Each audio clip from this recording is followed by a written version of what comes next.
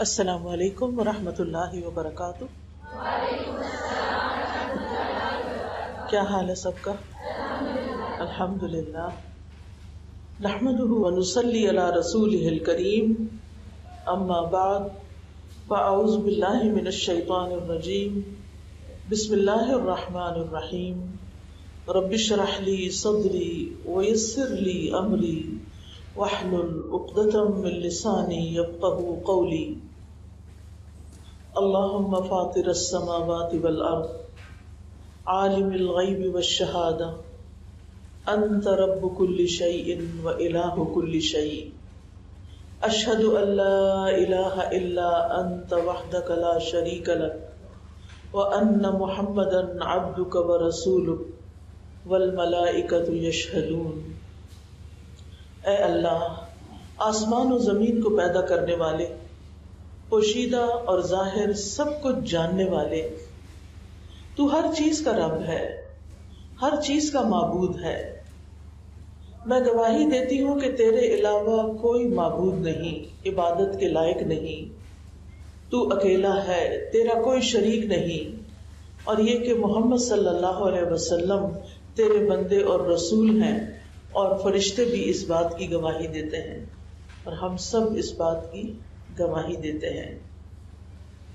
اللہم صلی علی محمد وعلی آل محمد کما صلیت علی ابراہیم وعلی آل ابراہیم انک حمید مجید۔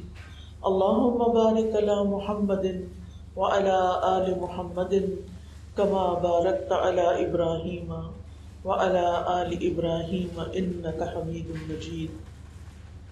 الحمدللہ، اللہ سبحانہ تعالیٰ نے ہمیں اسلام کی محبت دی، مسلمان پیدا کیا، ہمیں دین کا شوق دیا، اپنے دین کا احترام دیا۔ اس دین نے ہماری ہر معاملے میں رہنمائی کی، ہم ہر حال میں اپنے رب کی طرف رجوع کرتے ہیں، تنگی ہو یا آسانی، خوشی ہو یا غم، خوف ہو یا امن، ہر حال میں اپنے رب ہی کو پکارتے ہیں، اپنے رب ہی کی طرف رجوع کرتے ہیں۔ حقیقت یہ ہے کہ اللہ سبحانہ تعالیٰ نے اس دنیا میں ہمیں ایک امتحان کے لیے بھیجا ہے، اسی لیے ہم پر وقتاً فوقتاً کچھ نہ کچھ مشکلات آتی رہتی ہیں، تاکہ ہمیں آزما کر دیکھا جائے کہ ان مشکل حالات میں ہم کرتے کیا ہیں، کس کی طرف رجوع کرتے ہیں، کیا طرز عمل اختیار کرتے ہیں، کیسا رویہ اختیار کرتے ہیں۔ ہم سب چاہتے تو یہی ہیں کہ ہماری زندگی میں صرف نعمتیں ہوں، صرف آسانیاں ہوں اور کوئی مشکل نہ ہو، لیکن آسانی کے ساتھ مشکل بھی ہوتی ہے۔ لیکن اللہ سبحانہ تعالیٰ نے خوشخبری دی ہے، ان مع العسر یسرا، تنگی کے ساتھ آسانی ہے، اور یہ آسانیاں اللہ تعالیٰ کی ان بڑی نعمتوں میں سے ایک نعمت ہے جو وہ اپنے بندے پر انعام فرماتا ہے۔ مشکلات سے نکل جانا یا مشکلات کا نہ آنا بھی دراصل اللہ تعالیٰ کا ہم سب پر ایک احسان ہے۔ آسانی کس شخص کو ملتی ہے؟ ہر ایک کو نہیں ملتی، لیکن کس کو ملتی ہے؟ اسی کو ملتی ہے جو اس کے اسباب اختیار کرتا ہے، اور جو اللہ سبحانہ تعالیٰ اس کو توفیق دیتا ہے، اس کے لیے آسانی پیدا کرتا ہے۔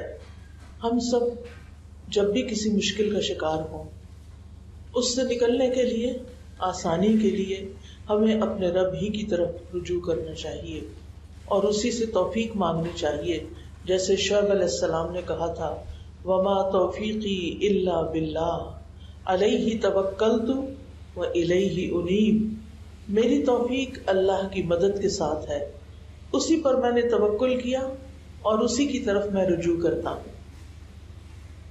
تو دین اور دنیا کے کاموں کو آسان بنا لینا یہ ہمارے ہاتھ میں نہیں ہوتا، یہ صرف اللہ کے ہاتھ میں ہوتا ہے۔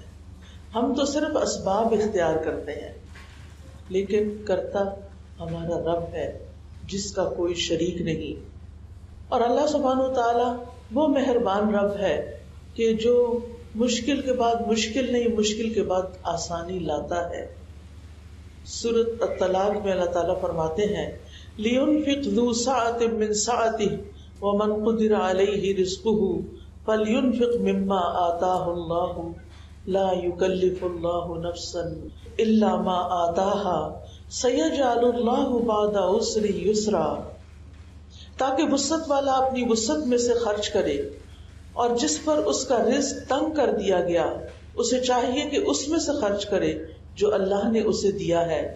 اللہ کسی نفس کو تکلیف نہیں دیتا مگر جتنی اس نے اس کو طاقت دی ہے، ان قریب اللہ تنگی کے بعد آسانی پیدا کر دے گا۔ یہ اللہ تعالیٰ کے الفاظ ہیں، سَيَجْعَلُ اللَّهُ بَعْدَ عُسْرٍ يُسْرًا، کہ تنگی کے بعد آسانی آئے گی۔ لہذا بندے کو پر امید رہنا چاہیے کہ یہ مشکلات ایک دن ختم ہو جائیں گی۔ اور ویسے بھی آپ دیکھیں کہ مشکلات صرف اس وقت تک ہیں جب تک ہماری سانس کی ڈوری اٹکی ہوئی ہے، جب تک ہماری سانس چل رہی ہے۔ جس دن ہماری سانس بند ہو جائے گی اس دن ساری مشکلات بھی ختم ہو جائیں گی، کچھ بھی باقی نہیں رہے گا۔ اس لیے اس دنیا کی جتنی بھی مشکلات ہیں وہ عارضی ہیں، بہت وقتی ہیں اور جلد ختم ہو جانے والی ہیں۔ اصل بات یہ ہے کہ ہم ہر حال میں اللہ سبحانہ وتعالیٰ کی طرف رجوع کریں اور اس سے دعا مانگتے رہیں۔ آج جمعہ کا دن ہے الحمدللہ، اور آپ نے سورۃ الکہف پڑھی ہوگی۔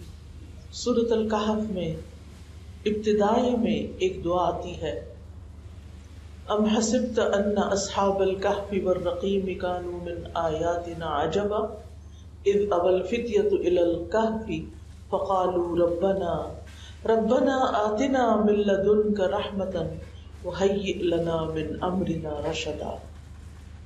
کیا آپ نے سمجھا ہے کہ غار اور کتبے والے ہماری عجیب نشانیوں میں سے تھے؟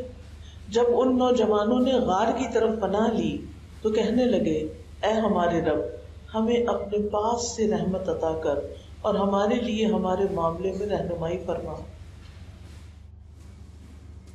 ان آیات میں دراصل اللہ تعالیٰ نے کہف یعنی غار والوں کا قصہ بیان کیا ہے۔ یہ کچھ نوجوان مسلمان تھے اور ان کے ساتھ ایک کتا تھا۔ ان کے ملک کا بادشاہ بت پرست تھا، لوگوں کو زبردستی بت پرستی پہ مجبور کرتا تھا۔ جو لوگ اس کی بات نہیں مانتے تھے ان کو وہ سخت سزا دیتا تھا۔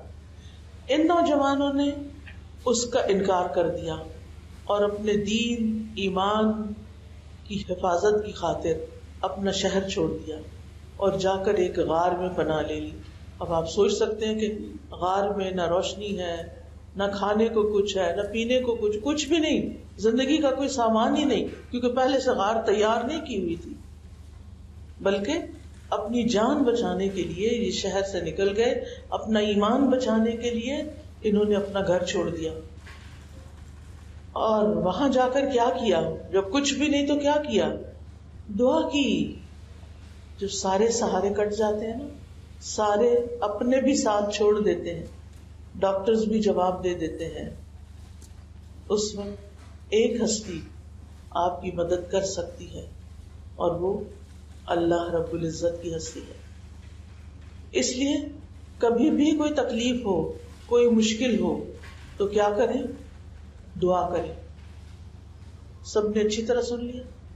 ہر مشکل میں، ہر تنگی میں، ہر تکلیف، ہر پریشانی، ہر غم، ہر دکھ، ہر درد کی دوا دعا میں ہے۔ لیکن عام طور پر ہم اسباب اختیار کرتے رہتے ہیں لیکن دعاؤں میں کمی رہتی ہے۔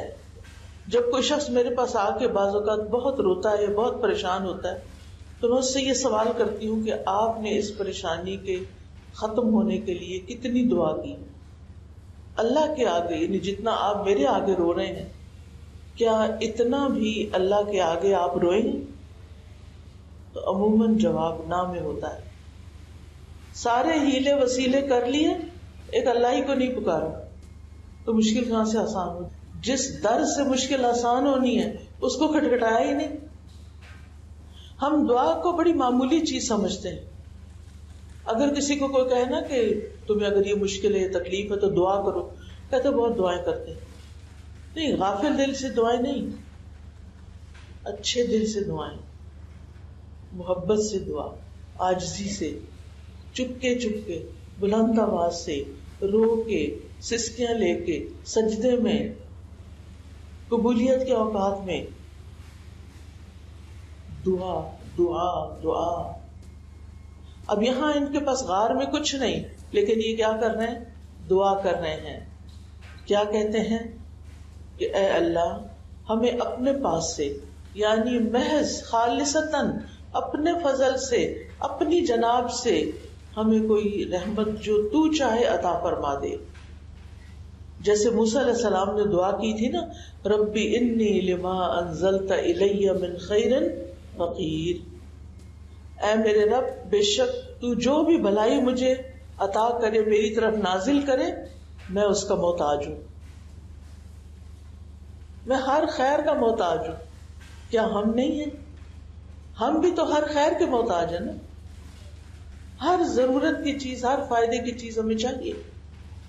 تو اللہ تعالیٰ نے ان بچوں کی جو ینگسٹرز تھے ان کی دعا قبول کر لی اور ان کے کانوں پر ایک پردہ ڈال دیا، جس کی وجہ سے غار سے باہر کی آواز ان کے کان تک آنا بند ہو گئی، اور اللہ تعالیٰ نے انہیں ایسا سکون دیا کہ وہ دشمنوں سے اس طرح امن میں آ گئے کہ کئی دن یا کئی گھنٹے نہیں، کئی 100 سال سوتے رہے، اور اللہ نے ان کو زندہ بھی رکھا، کیونکہ زندگی کون دیتا ہے؟ اللہ ہی دیتا ہے۔ تو بات یہ ہے کہ اصحاب کہف نے مشکل سے بچنے کے لیے سب سے اہم سبب اختیار کیا، یعنی غار میں پناہ لی، اور سب سے اہم کام کیا، اور وہ ہے دعا کی۔ سبب اختیار کریں، وسیلہ اختیار کریں اور دعا کریں۔ اب اس میں آپ دیکھیے، از اول فتیتو، جب چند نوجوانوں نے پناہ لی۔ ابا کا مطلب ہوتا ہے کہیں ٹھکانہ پکڑنا، کوئی پناہ لینا، اور فتیہ فتن کی جمع ہے۔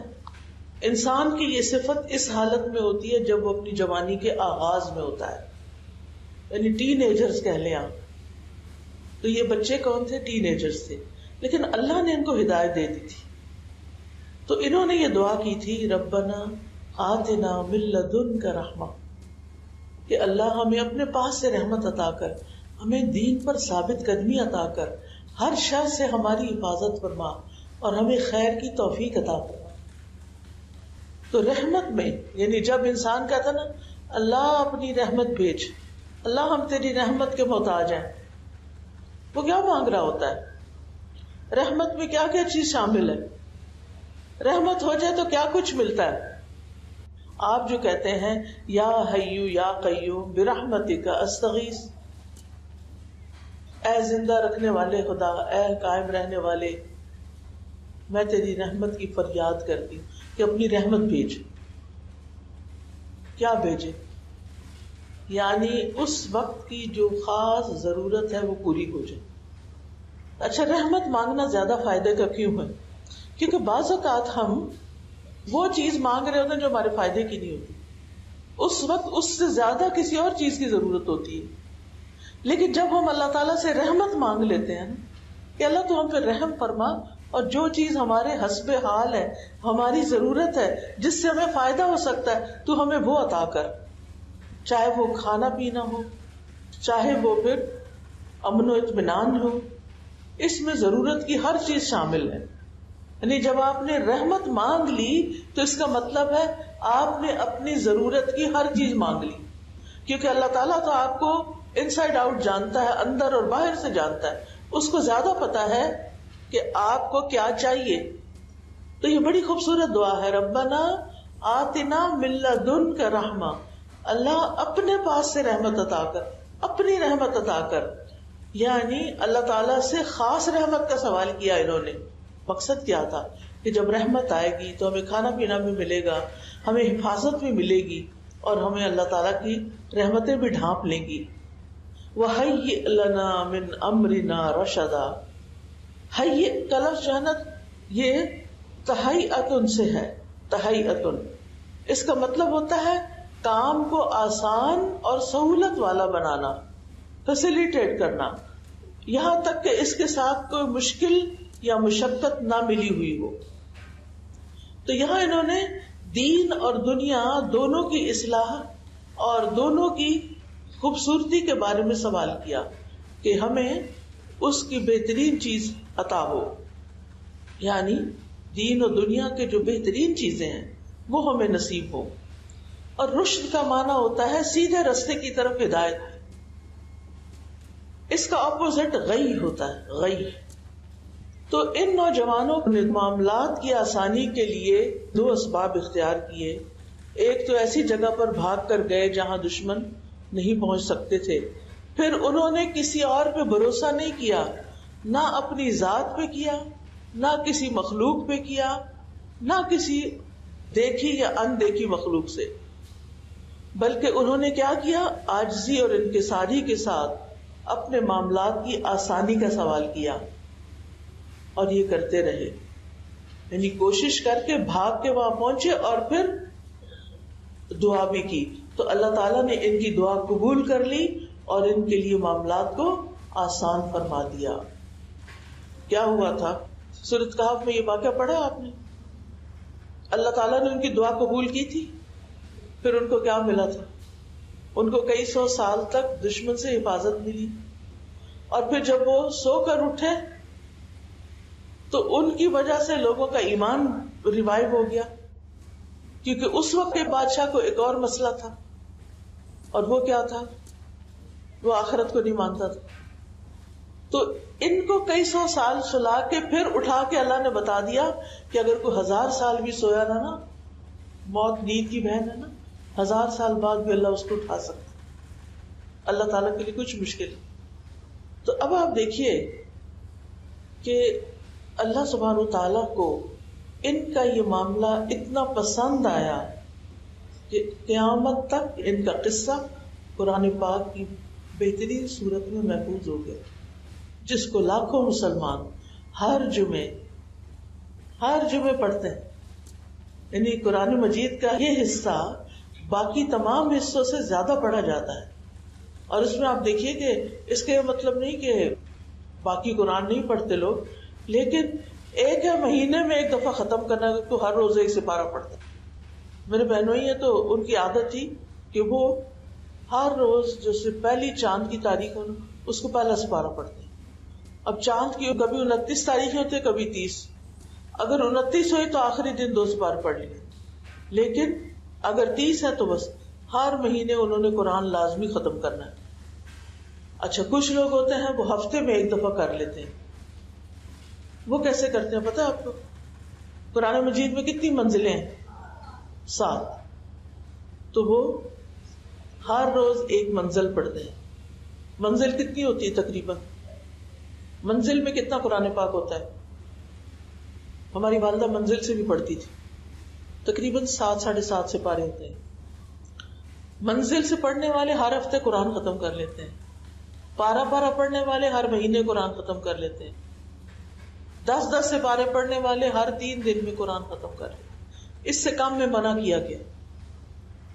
اب آپ دیکھیں کہ ہر جمعے جو سورۃ کہف اتنے لوگ پڑھتے ہیں، ان کا قصہ اتنے لوگ دہراتے ہیں ہر جمعے. اللہ تعالیٰ کو ان کی ادا کتنی پسند آئی، کیونکہ انہوں نے اپنے معاملات میں اللہ پہ بھروسہ کیا. ہمارے اندر یہ بھروسہ، یہ توکل کم ہے. ہم کہتے ہیں نہیں کچھ نہیں ہونے والا، پہلے سے ہی سوچ لیتے ہیں کچھ نہیں ہونے والا. حالانکہ دعا تو ایک عبادت ہے، اور اللہ تعالیٰ فرماتے ہیں وَإِذَا سَأَلَكَ عِبَادِي عَنِّي فَإِنِّي قَرِيبٌ أُجِيبُ دَعْوَةَ الدَّاعِ إِذَا دَعَانِ فَلْيَسْتَجِيبُوا لِي وَلْيُؤْمِنُوا بِي لَعَلَّهُمْ يَرْشُدُونَ. جب میرے بندے آپ سے میرے بارے میں سوال کریں، پوچھیں کہ ہمارا رب کہاں ہے، تو انہیں بتاؤ فَإِنِّي قَرِيبٌ، میں تو بہت قریب ہوں، دور نہیں ہوں. اس کا مطلب نہیں کہ فزیکلی وہ ہمارے پاس ہے، مطلب علم کے لحاظ سے قریب ہے. ہماری ہر چیز جانتا ہے، ہماری سرگوشیوں تک سے واقف ہے، ہمارے دکھ درد سے واقف ہے. ہمارے جسم میں کوئی درد ہو رہی ہوتی ہے، بخار ہو رہا ہوتا ہے، اللہ تعالیٰ کو ایگزیکٹلی پتا ہے کہ کیا ہو رہا ہوتا ہے اور کیوں ہو رہا ہے. اسے ہماری سب خبر ہے اور اس کے ساتھ ساتھ اس نے ہمارے آس پاس اور کن کو بٹھایا ہوا ہے؟ فرشتوں کو. ان کا نام کیا ہے؟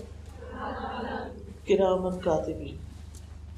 تو بہرحال حل یہی ہے کہ ہمارے ایگزامز ہوں یا جاب کا مسئلہ ہو یا گھر میں کوئی لڑائی فساد دیکھتے ہوں، ان سب چیزوں کے لیے اسباب اختیار کریں لیکن دعا کی کثرت کر دیں. اب سوال یہ پیدا ہوتا ہے کہ زندگی میں امتحان کیوں آتے ہیں، آزمائشیں کیوں آتی ہیں؟ آپ میں سے کوئی بتائے گا؟ وہ کہہ رہی ہیں گناہوں کی وجہ سے آتی ہیں، اور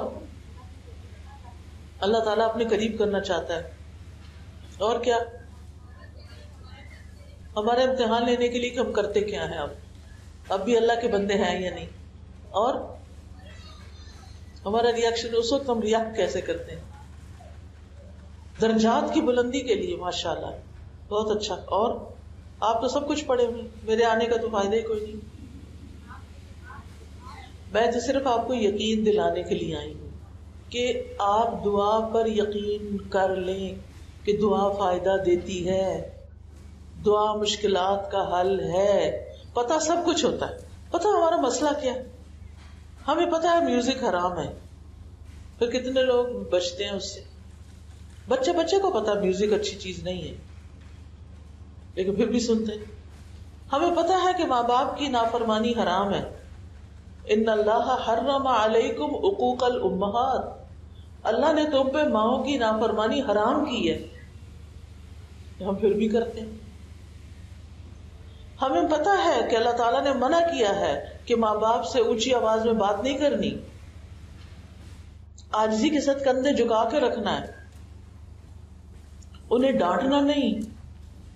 لیکن کوئی ماں باپ یہ کہہ سکتے کہ میرے بچوں نے کبھی ایسی بات ہی نہیں کی. تمام ماں باپ کو یہ شکایت ہوتی ہے کہ بچے روڈ ہو جاتے ہیں، ایٹ ٹائمز غصہ کر لیتے ہیں، بدتمیز ہو جاتے ہیں، بد اخلاق ہو جاتے ہیں. اور ہمیں کیا پتا ہے اور ہم نہیں کرتے. ہمیں پتا ہے کہ شوہر کی اطاعت کرنی چاہیے،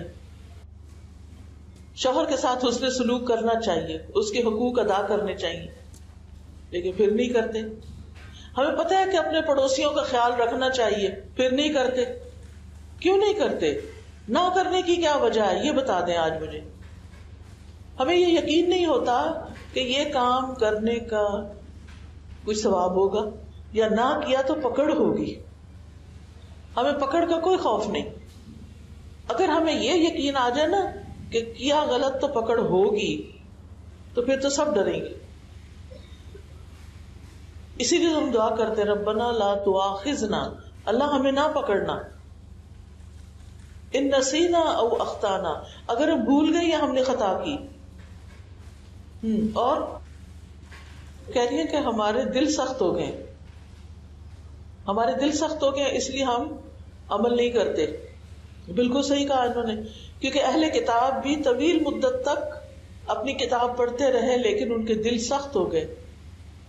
تو بات یہ ہے کہ وہ جو علم پہ عمل نہ کرنے والی مثال ہے نا، وہ میں آپ کو بتا دیتی ہوں.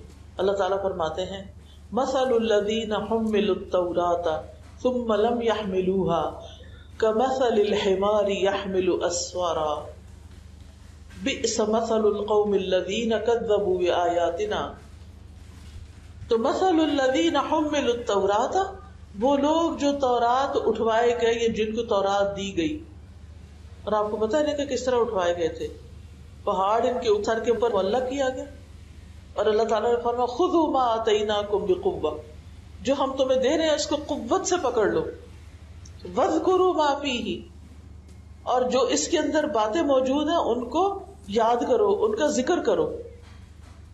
لعلکم تتقون، تاکہ تم بچ جاؤ. لیکن انہوں نے کیا کیا؟ مثل الذین حملوا التوراۃ ثم کس کے لیے آتا ہے؟ تراخی زمان کے لیے، تراخی زمان کے لیے آتا ہے، یعنی کچھ عرصے کے بعد، پھر اس کے بعد. ٹھیک ہے، تو یعنی کچھ زمانہ گزر گیا پھر ایسے ہوا. یعنی پہلے انہوں نے تورات اٹھا لی، پڑھتے تھے، پھر کچھ عرصہ گزر گیا تو کیا کیا انہوں نے؟ ثم لم يحملوها، کہنے لگے تھک گئے ہم، بور ہو گئے ہیں، اب روز قرآن ہی پڑھیں، روز قرآن کلاس کریں، یہ ہم نے تو کورس کر لیا ہے. کچھ لوگ ایسے بھی ہوتے ہیں نا، کہتے ہم نے کورس کر لیا بس کافی ہے. وہ تو ہوتے ہی ہیں، ان کے گھر والے بھی پیچھے لگے ہوئے ہوتے ہیں، یہ کب ختم ہوگا تمہارا؟ بھائی قرآن کب ختم ہوتا ہے؟ قرآن تو ساری زندگی کے لیے آیا ہے. یہ تو ایسے ہی ہے، کوئی کسی سے پوچھے تم کھانا پینا کب ختم کرو گی، کب تک کھاتی رہو گی، کب تک کھانا ہے ہم نے؟ ہاں جی، جب تک زندگی ہے. اور آپ کو پتا ہے نا کہ مریضوں کے ساتھ کیا کرتے ہیں، جب وہ نہیں بےچارے کھا سکتے تو ان کو نالی لگا کے کھلاتے ہیں کہ جب تک ان کی سانسیں ہیں انہوں نے کچھ تو کھانا ہے، نہیں تو مر جائیں گے. مرتے مرتے بھی کھلاتے رہتے ہیں. تو اس کھانے پینے سے بھی زیادہ ضرورت ہے ہمیں کس چیز کی؟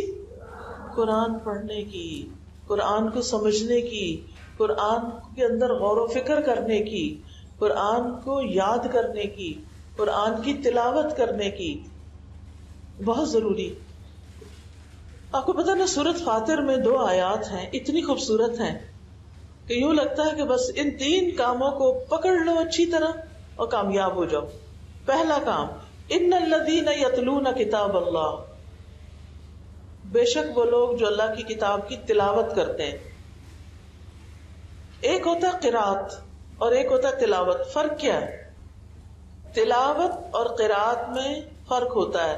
قرات جو ہے وہ جیسے آپ حسن قرات کرتے ہیں، خالی عربی پڑھنا، خوبصورت انداز میں خالی عربی پڑھتے رہنا، یہ قرات ہوتی ہے. حروف اور وقوف ان چیزوں کا علم حاصل کرنا، مخارج وغیرہ کو صحیح ادا کرنا، اور وقف کہاں کرنا اور کہاں نہیں کرنا. تو آپ دیکھیے کہ کچھ لوگ صرف ساری زندگی قرات کرتے رہتے ہیں اور بعض اوقات وہ بھی ٹھیک نہیں کرتے. لیکن اللہ تعالیٰ کیا مطالبہ کر رہے ہیں؟ الذین آتیناہم الکتاب یتلونہ حق تلاوتہ اولئک یؤمنون بہ. وہ لوگ جنہیں ہم نے کتاب دی وہ اس کو اس طرح تلاوت کرتے ہیں جیسے تلاوت کا حق ہے. یہی لوگ دراصل اس پر ایمان رکھتے ہیں. یہ تو ایمان کا تقاضا ہے کہ ہم کتاب اللہ کی تلاوت کریں. اور تلاوت کا لفظ جو ہے عربی زبان میں تلا یتلو تلون و تلاوتن کا مطلب ہوتا ہے کسی کے پیچھے آنا، اتباع، پیروی. عربی میں کہتے ہیں جاء خالد یتلوہ زید، خالد آ گیا اور اس کے پیچھے پیچھے زید بھی چلا آیا. نہیں، جب خالد آیا تو زید یتلوہ زید، یتلو کو تلاوت نہیں کی زید نے بلکہ وہ پیچھے آیا. تو تلاوت کہتے ہیں سمجھ کے پڑھنے کو، اس پر عمل کرنے کو. تو بے شک وہ لوگ جو کتاب اللہ کی تلاوت کرتے ہیں، یعنی اس کو سمجھ کے پڑھتے ہیں اور ساتھ ساتھ جو حکم ملتا جاتا ہے عمل کرتے جاتے ہیں. یہ ہو گیا پہلا کام، العلم. العلم قبل القول والعمل. منہ کھولنے سے پہلے اور عمل کرنے سے پہلے علم حاصل کرنا ضروری ہے. تو علم بھی کب تک حاصل کرنا ضروری ہے؟ موت تک. عبادت کب تک کرنی چاہیے؟ موت تک. وَاعْبُدْ رَبَّكَ حَتَّى يَأْتِيَكَ الْيَقِينُ. اپنے رب کی کیا کرو؟ عبادت کرو جب تک کہ کیا ہو جائے؟ یقین، یعنی موت آ جائے. ٹھیک ہے. اچھا، پہلا کام ہو گیا. الحمدللہ آپ لوگوں نے قرآن پڑھ لیا. یہاں پر فعل مضارع آ رہا ہے یتلونا. کیا مطلب ہوتا ہے مضارع کا؟ اس میں کون سے 2 ٹینس پائے جاتے ہیں؟ حال اور مستقبل. پڑھتے ہیں اور پڑھتے رہیں گے. ان الذین یتلون کتاب اللہ، بے شک وہ لوگ جو کتاب اللہ پڑھتے ہیں اور کتاب اللہ پڑھتے رہیں گے، ساری زندگی پڑھتے رہیں گے، سمجھ سمجھ کے پڑھتے رہیں گے. اور میری وہ بہنیں جو آج پہلی دفعہ لیکچر سن رہی ہیں اور کتاب اللہ کی تلاوت کی بات سن رہی ہیں، میری ان سے ریکویسٹ ہے کہ اگر آپ نے ابھی تک قرآن کا ترجمہ نہیں سیکھا تو اب جلد شروع کر لیں، دیر نہ کریں. اس لیے کہ نہیں پتا کب بلاوا آ جائے، کب جانا پڑ جائے.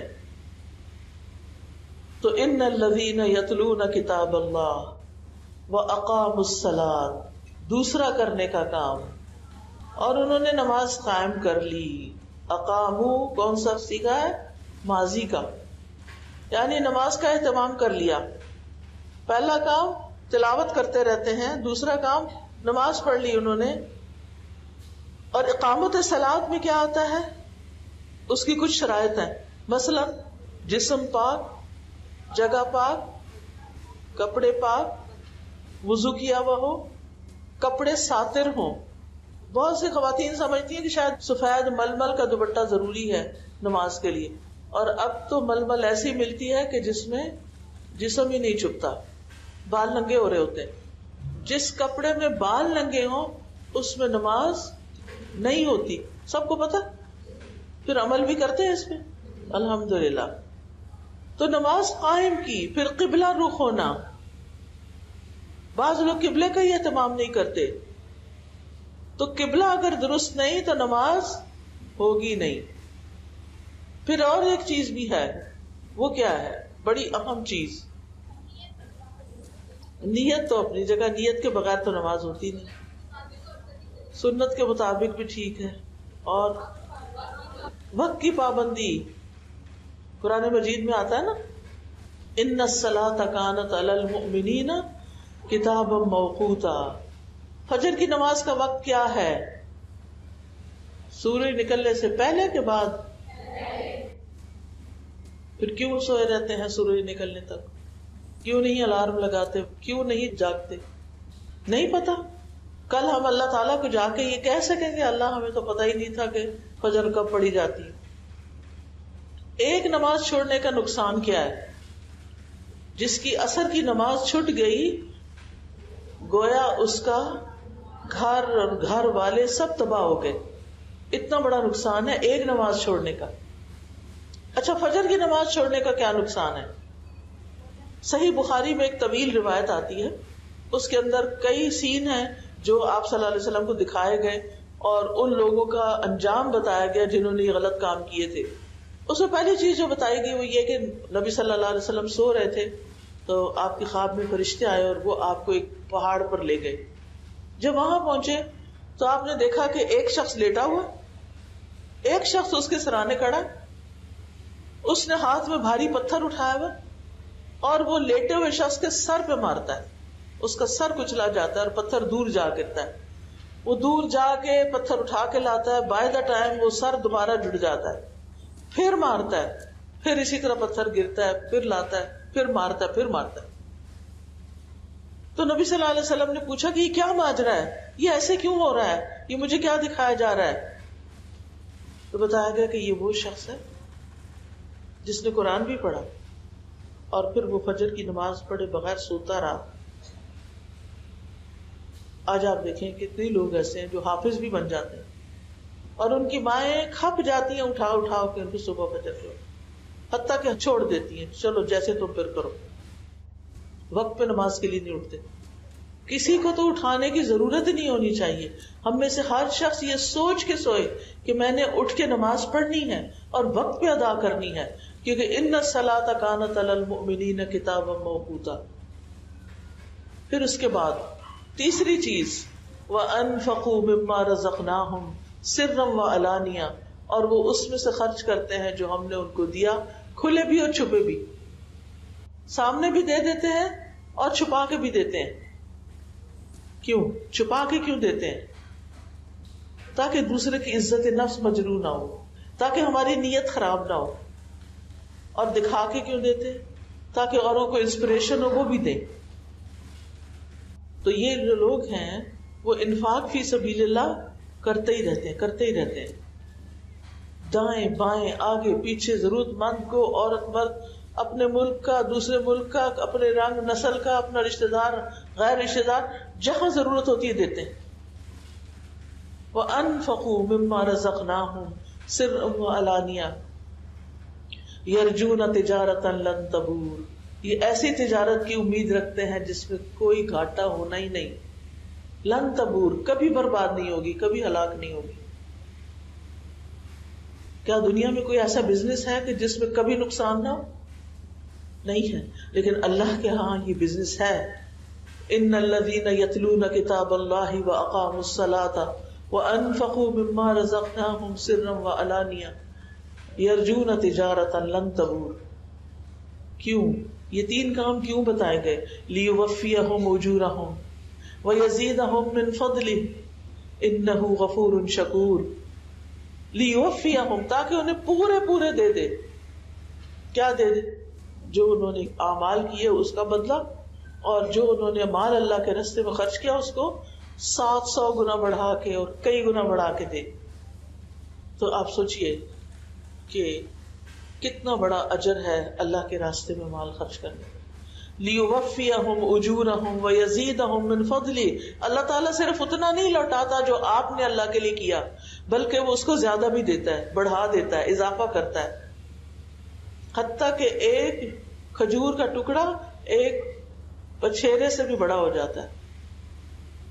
لِيُوَفِّيَهُمْ أُجُورَهُمْ وَيَزِيدَهُمْ مِنْ فَضْلِهِ إِنَّهُ غَفُورٌ شَكُورٌ. بے شک وہ بڑا ہی قدردان اور چھوٹی سی نیکی پہ مان جانے والا اور نہایت غفور الرحیم ہے. تو اس سے کیا پتہ چلتا ہے کہ کیا کرنا ہے ہم نے؟ یہ تین کام تو لازمی کرنے ہیں، اور باقی قرآن جو کچھ ہمیں بتاتا جائے گا ہم ساتھ ساتھ کرتے جائیں گے.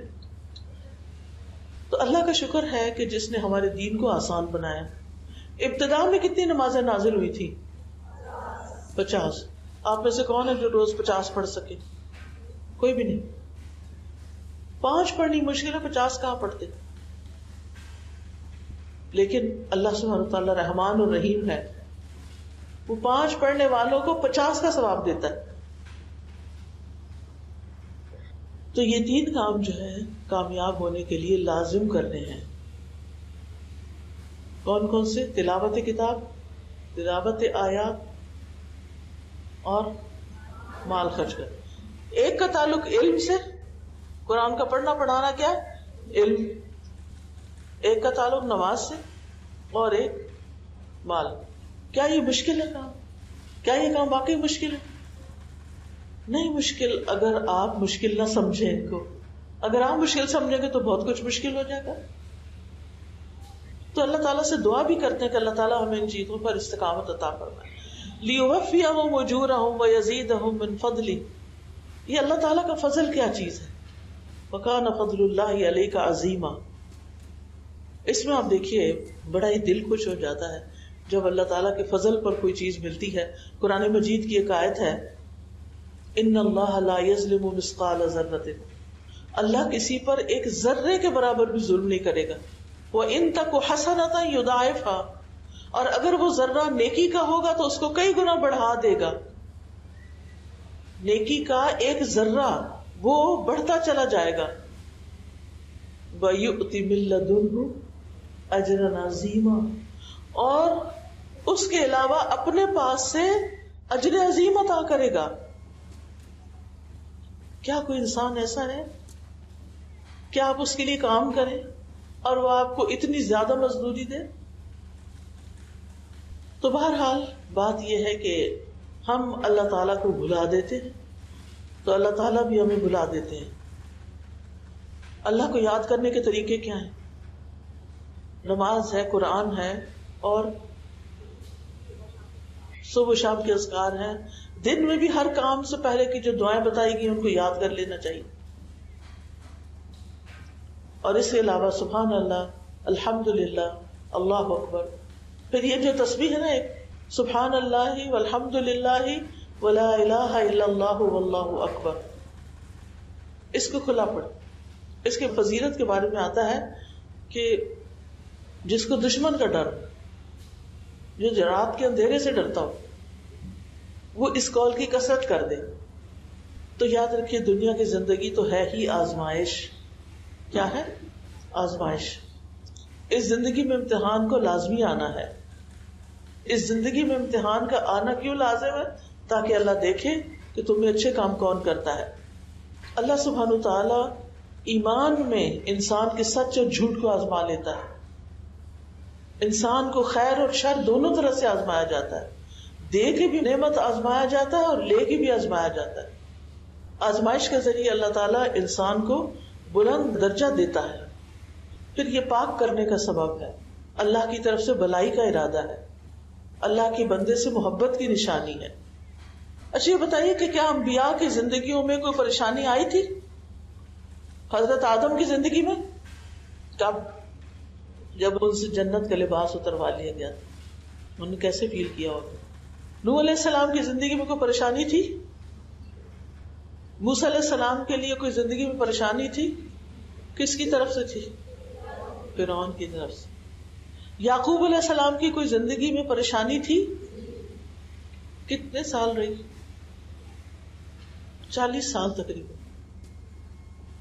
آگے بیچ دیے گئے، کنویں میں پھینک دیے گئے، پھر ان کی جسمانی تکلیف جو تھی ان کی، اور اسی طرح بہت ساری چیزیں. پھر یوسف علیہ السلام کی زندگی میں کوئی امتحان تھا، اور یاد رکھیے امتحان خیر سے بھی ہوتا ہے، خیر سے بھی آتا ہے، نعمتوں سے بھی آتا ہے. ایوب علیہ السلام کی زندگی میں کوئی تکلیف تھی؟ کیا تھی؟ اللہ نے سب کچھ دیا اور سب کچھ واپس لے لیا، لیکن انہوں نے کیا کیا؟ انا وجدناہ صابرا، ہم نے اسے صابر پایا. نعم العبد، کتنا اچھا بندہ ہے. تو صبر کرنے والے تو اللہ کو بڑے پیارے. انہ اواب، وہ تو بہت زیادہ رجوع کرنے والا ہے. نبی صلی اللہ علیہ وسلم پر کوئی مشکل وقت آیا؟ کون سا دن بہت مشکل تھا؟ طائف کا. اور اس کے علاوہ بھی بہت ساری مشکلات. حضرت عائشہ پہ کوئی مشکل آئی تھی؟ ہر ایک کی آزمائش مختلف ہے. جب ہم قرآن پڑھتے ہیں تو اپنے آپ کو کہاں رکھتے ہیں؟ یعنی قرآن مجید کی تلاوت جب ہم کرتے ہیں تو پھر اس موقع پر ہم دیکھتے جاتے ہیں کہ کتنے پیغمبر آئے اور کتنی کتنی ان کو مشکلات آئی اور ہم کہاں کھڑے. پھر سابقہ امتوں پر تنگ حالات آئے. اچھا میں کوئی ریمائنڈر دے رہی ہوں کہ اگر آپ چاہتے ہیں کہ آپ کی مشکلات آسان ہوں تو آپ کچھ کام کریں. نمبر 1، ایمان اور عمل صالح. وَأَمَّا مَنْ آمَنَ وَعَمِلَ صَالِحًا فَلَهُ جَزَاءً الْحُسْنَى وَسَنَقُولُ لَهُ مِنْ أَمْرِنَا يُسْرًا. اور رہا وہ جو ایمان لایا اور اس نے نیک عمل کیا تو اس کے لیے بدلے میں بھلائی ہے. ان قریب ہم اسے اپنے کاموں میں سے سراسر آسانی کا حکم دیں گے. ہم اس کے لیے آسانی پیدا کر دیں. اس کے لیے ایمان لا کر اچھا عمل کرنے والوں کو. ایک جگہ پر آتا ہے فَلَنُحْيِيَنَّهُ حَيَاةً طَيِّبَةً، ہم اسے پاکیزہ زندگی بسر کرائیں گے. لہذا ہمیں کیا کرنا چاہیے؟ ایمان لا کر اللہ کی عبادت کرنی چاہیے، اس کی اطاعت کرنی چاہیے، شرعی احکامات کی پیروی کرنی چاہیے، اللہ کا تقوی اختیار کریں، مشکل حالات میں صرف اللہ پر بھروسہ کریں، حالات کی تنگی میں اللہ سے مدد مانگیں، اللہ سے حسن ظن رکھیں، اپنی ساری ضروریات صرف اللہ کے آگے رکھیں.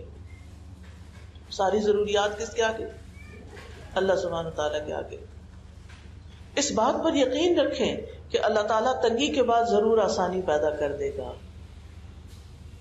کیونکہ اللہ کے حکم سے ہر تنگی دور ہو جاتی ہے. اور یہ یقین رکھیں کہ ہر تنگی کے ساتھ 2 آسانیاں ہیں. فَإِنَّ مَعَ الْعُسْرِ يُسْرًا، إِنَّ مَعَ الْعُسْرِ يُسْرًا. رسول اللہ صلی اللہ علیہ وسلم نے فرمایا مدد صبر کے ساتھ ہے، کشادگی تنگی کے ساتھ ہے، اور بے شک ہر مشکل کے ساتھ ایک آسانی ہے.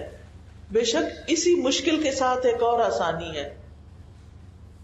یعنی اسی مشکل میں آسانیاں ڈھونڈو، اور یہ یقین رکھے کہ آسانی قریب ہے.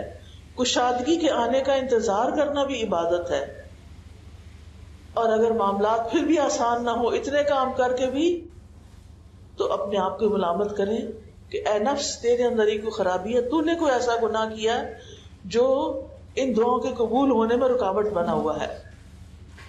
پھر عام طور پر بھی نیکی کے کام کرنا اور گناہوں سے بچنا جو ہے یہ انسان کو اللہ سبحانہ تعالیٰ کے قریب کرتا ہے. پھر نماز اور صبر سے مدد لینا، اور پھر صبر کے نتیجے میں تکلیفیں بھی دور ہوتی ہیں نا. قرآن سے تعلق جوڑنا. اگر آپ کسی بھی خاتون کو دیکھیں وہ پریشان حال ہے، اس کی زندگی میں ڈسٹربنس ہے، تو قرآن ہیل کرے گا اس کو. قرآن شفا ہے، یہ اللہ تعالیٰ کا فرمان ہے، اس کو قرآن کے ساتھ جوڑیں. پھر اسی طرح مشکل حالات میں جزا فضا نہیں کرنی، بندوں سے شکوے نہیں کرنے، ٹھیک ہے، شکر ادا کرنا ہے. اور مصیبت 4 باتوں پر ہوتی ہے. مصیبت پر 4 حالتیں گزرتی ہیں اور ان پر انسان کو پھر شکر ادا کرنا چاہیے. شابی کہتے ہیں کہ شرح نے کہا مجھے مصیبت لاحق ہوتی ہے تو میں اس پر 4 مرتبہ اللہ کا شکر ادا کرتا ہوں.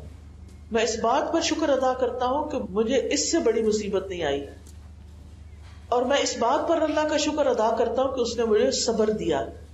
میں اس بات پر اللہ کا شکر ادا کرتا ہوں کہ اس نے مجھے انا للہ و انا الیہ راجعون کی توفیق بخشی. میں اس بات پر شکر ادا کرتا ہوں کہ یہ مصیبت میرے دین میں واقع نہیں ہوئی، یہ دنیا کی تھی، دنیا بھی ختم ہو جائے گی، مصیبت بھی ختم ہو جائے گی. ایک اور نسخہ مشکل حل کرنے کا، دوسروں کی مشکلات حل کریں. اگر آپ چاہتے ہیں آپ کی زندگی میں آسانی ہو تو آپ کیا کرنا شروع کر دیں؟ اوروں کے کام آئیں. پھر دعاؤں کی کثرت، ذکر کی کثرت، اور ذکر کے بہت سارے فائدے. اور تنگی کن چیزوں سے پیدا ہوتی ہے؟ نمبر 1 اپنے گناہوں سے، پھر اللہ کے ذکر سے منہ موڑنے سے، پھر عبادت کے لیے وقت نہ نکالنے سے، پھر محض دنیا کی فکر کرنے سے. معاملات سلجھنے کے بجائے بگڑ جاتے. پھر رب سے بے نیازی، پھر بخل کرنا اور دین سے بے پرواہ ہونا. تو آئیے ہم اب مل کے دعا کر لیتے ہیں. سبحان اللہ والحمد للہ ولا الہ الا اللہ واللہ اکبر ولا حول ولا قوة الا باللہ العلی العظیم. اللہم صل علی محمد وعلی آل محمد کما صلیت علی ابراہیم وعلی آل ابراہیم انک حمید مجید. اللہم بارک علی محمد وعلی آل محمد کما بارکت علی ابراہیم وعلی آل ابراہیم انک حمید مجید. ربنا آتنا فی الدنیا حسنۃ وفی الآخرۃ حسنۃ وقنا عذاب النار. ربنا آتنا من لدنک رحمۃ وہیئ لنا من امرنا رشدا. ربنا آتنا من لدنک رحمۃ وہیئ لنا من امرنا رشدا. پھر یہ دعا بھی بہت اہم ہے. رب اشرح لی صدری ویسر لی امری ویسر لی امری ویسر لی امری. پھر لا الہ الا انت سبحانک انی کنت من الظالمین. اللہ واللہ ربی لا اشرک به شیئا. اللہ ربی لا اشرک به شیئا. اللہم لا سہل الا ما جعلته سہلا وانت تجعل الحزن سہلا اذا شئت. اے اللہ کوئی کام آسان نہیں مگر جسے تو آسان کر دے، اور جب تو چاہتا ہے مشکل سے آسانی پیدا کر دیتا ہے. اور پھر ابو موسیٰ رضی اللہ عنہ کی دعا ہے اللہم اغفر لی ذنبی ویسر لی فی امری وبارک لی فی رزقی. اور اللہم احسن عاقبتنا فی الامور کلها واجرنا من خزی الدنیا وعذاب الآخرہ. ربنا تقبل منا انک انت السمیع العلیم وتب علینا انک انت التواب الرحیم. وصلی اللہ تعالی علی خیر خلقہ محمد وعلی آلہ واصحابہ واہل بیتہ اجمعین برحمتک یا ارحم الراحمین. سبحانک اللہم وبحمدک اشہد ان لا الہ الا انت استغفرک واتوب الیک. السلام علیکم ورحمۃ اللہ وبرکاتہ. السلام علیکم ورحمۃ اللہ وبرکاتہ.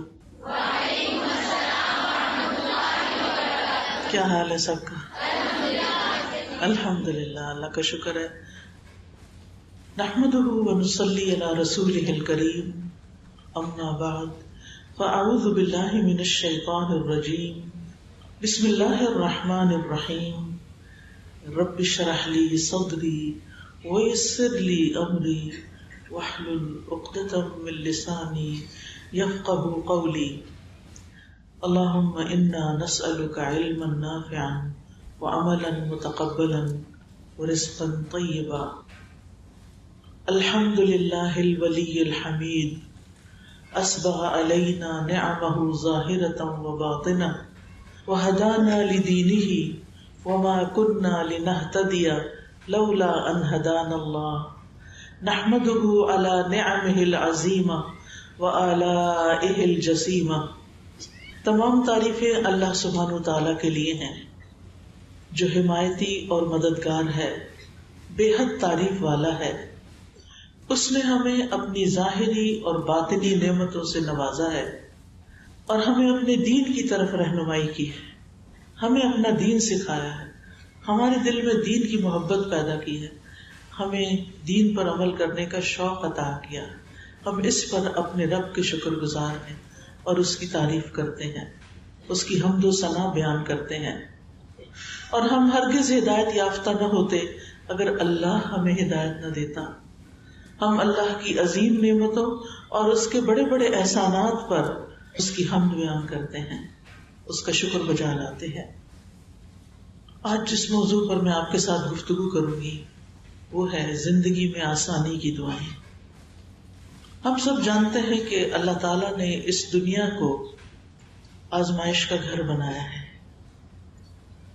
انسان کی تخلیق کی حقیقت بیان کرتے ہوئے اللہ تعالیٰ فرماتے ہیں لقد خلقنا الانسان فی کبد، بلا شبہ یقیناً ہم نے انسان کو بڑی مشقت میں پیدا کیا ہے۔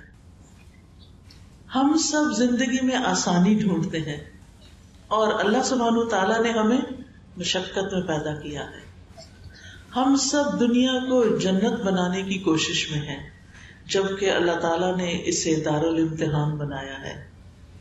یہ جگہ تو امتحان کی جگہ ہے جس میں مجھ سے اور آپ سے یہ دیکھا جا رہا ہے کہ ان مختلف طرح کی آزمائشوں میں ہم کرتے کیا ہیں۔ الذی خلق الموت والحیات لیبلوکم ایکم احسن عملا، وہ جس نے موت اور زندگی کو بنایا تاکہ تمہیں آزما کے دیکھے کہ تم میں سے کون اچھے عمل کرنے والا ہے۔ لہذا ہم سب کی آزمائش ہے۔ آپ کو دنیا میں کوئی ایک شخص ایسا نہیں ملے گا جو یہ کہے کہ آج تک مجھ پر کوئی مشکل نہیں آئی، یا مجھے کوئی تکلیف نہیں ہوئی، یا میری صحت میں کبھی کوئی کمی بیشی نہیں ہوئی، یا مجھے کسی کی طرف سے کوئی رنج و غم نہیں ملا، یا مجھے کسی پریشانی کا سامنا نہیں کرنا پڑا۔ ہر شخص آزمایا جا رہا ہے اور ہر شخص کی آزمائش مختلف ہے۔ کسی کو کسی چیز سے آزمایا جا رہا ہے، کسی کو کسی چیز سے، لیکن آزمائش سب کی ہو رہی ہے، میری بھی اور آپ کی۔ آزمائش یا امتحان، اس کے آنے پر ہمارا طرز عمل کیا ہے، ہمارا ری ایکشن کیا ہے، ہم کرتے کیا ہیں، یہ ہے اصل دیکھنے کی چیز۔ جو تکلیف آنے پر اللہ سے گلہ شکوہ نہیں کرتے، اللہ کی رضا پہ راضی ہو جاتے ہیں، اللہ تعالیٰ ان سے راضی ہو جاتا ہے، اللہ تعالیٰ ان کو ثابت قدمی عطا کرتا ہے، اللہ تعالیٰ ان کے درجات بلند کر دیتا ہے، ان کے گناہوں کو معاف کر دیتا ہے اور ان کو اپنے مقربین میں شامل کر لیتا ہے۔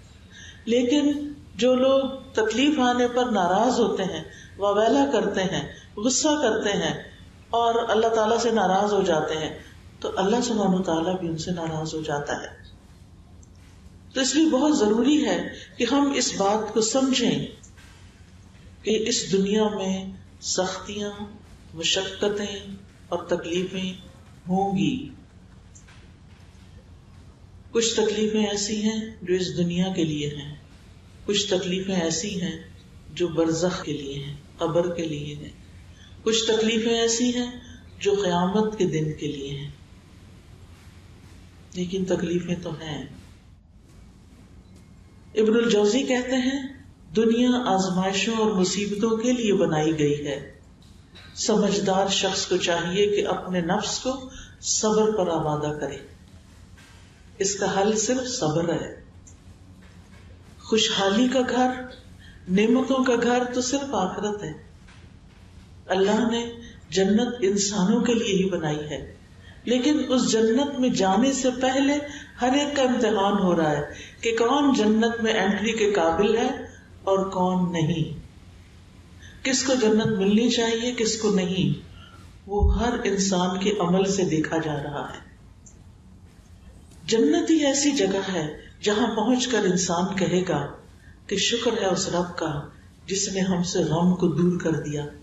سورۃ فاطر میں آتا ہے وَقَالُوا الْحَمْدُ لِلَّهِ الَّذِي أَذْهَبَ عَنَّا الْحَزَنَ إِنَّ رَبَّنَا لَغَفُورٌ شَكُورٌ الَّذِي أَحَلَّنَا دَارَ الْمُقَامَةِ مِنْ فَضْلِهِ لَا يَمَسُّنَا فِيهَا نَصَبٌ وَلَا يَمَسُّنَا فِيهَا لُغُوبٌ، اور وہ کہیں گے اس اللہ کا شکر ہے جس نے ہم سے ہم و غم کو دور کر دیا۔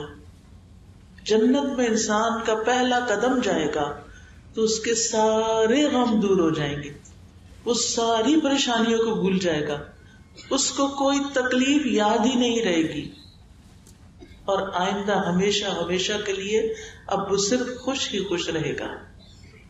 وہ وہاں کہے گا شکر ہے اس رب کا جس نے ہم سے غم دور کر دیا، یقیناً ہمارا رب بخشنے والا بڑا ہی قدردان ہے، جس نے اپنے فضل سے ہمیں ابدی قیام گاہ میں لا اتارا، جہاں ہمیں نہ مشقت اٹھانی پڑتی ہے نہ تھکاوٹ لاحق ہوتی ہے، نہ کوئی تھکاوٹ نہ کوئی بوریت، کچھ بھی نہیں، اب آرام ہی آرام ہے۔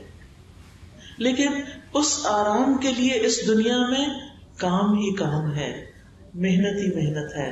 جو لوگ یہاں آرام کر رہے ہیں اور آخرت کی تیاری نہیں کر رہے، پھر وہاں ان کے لیے مشقتیں ہی مشقتیں ہیں۔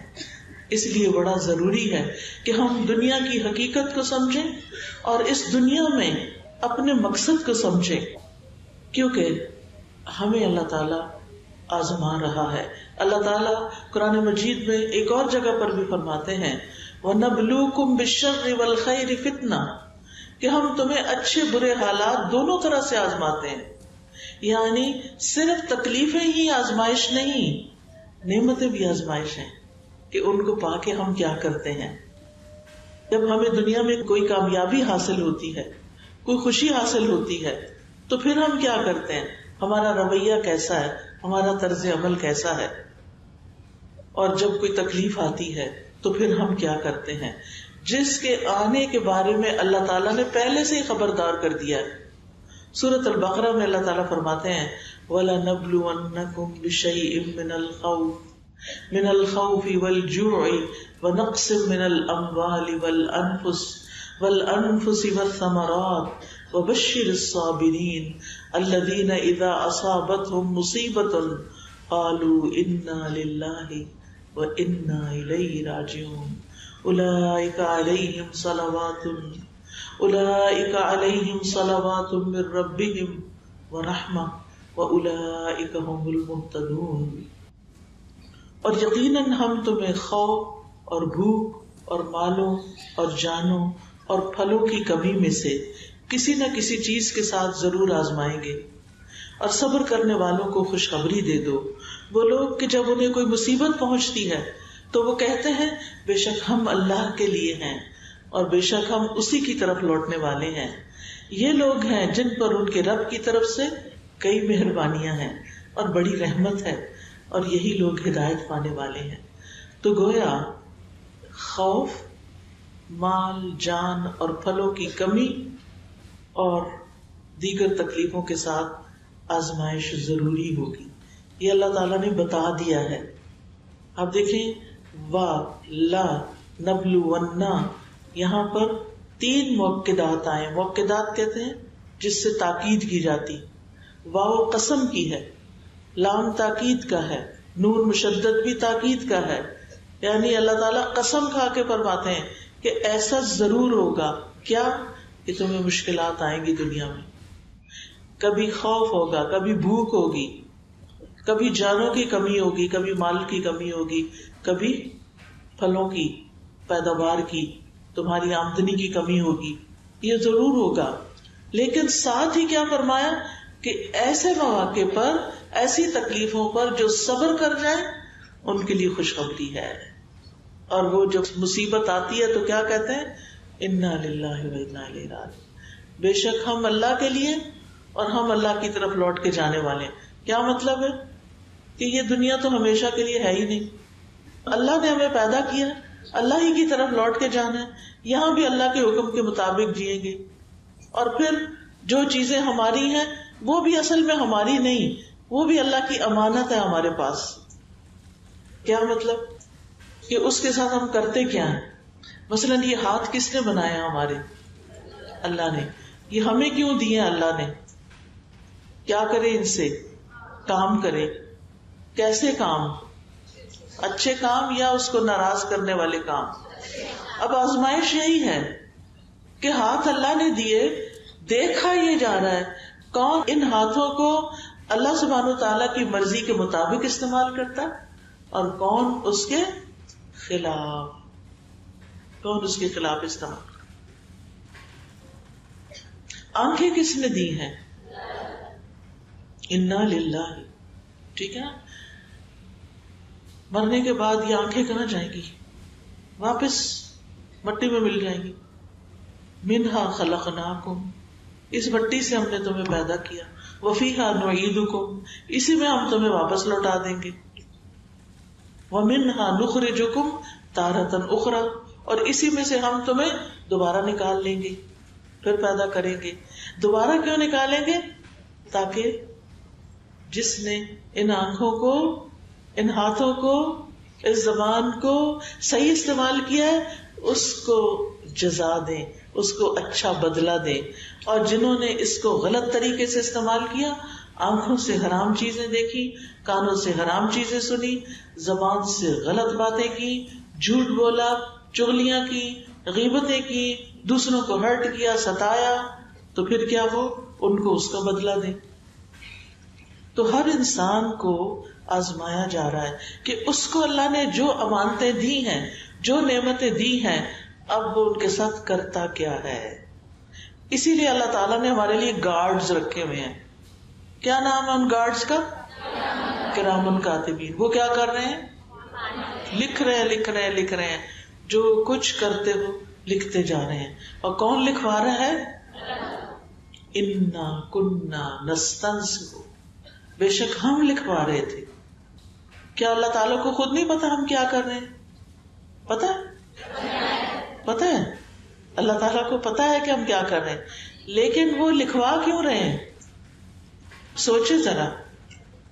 اللہ تعالیٰ اپنے علم کے علاوہ ہر شخص کے اوپر ایک نگران ہے، اور وہ اللہ کی نگرانی ہے. اور اس کے باوجود وہ لکھوا رہا ہے تاکہ کل کو کوئی یہ نہ کہے نہیں میں نے تو نہیں کیا.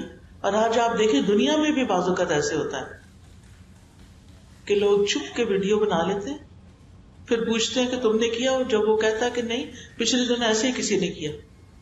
گھروں میں اب کیمرے لگے ہوتے ہیں نا، تو اب وہ کسی نے اسی طرح کا غلط کام کیا، وہ کیمرے میں اس کی تصویر آ گئی، اس کو بلایا گیا کہ تم نے یہ کیا. اس نے کہا نہیں میں نے تو نہیں کیا، مجھے نہیں پتا. انہوں نے ویڈیو چلا کے دکھا دی. اب کیا ہوا؟ اب کوئی کہہ سکتا ہے کہ نہیں یہ میں نہیں، جب تصویر بھی آ رہی ہے، ٹائم بھی آ رہا ہے، سب کچھ آ رہا ہے.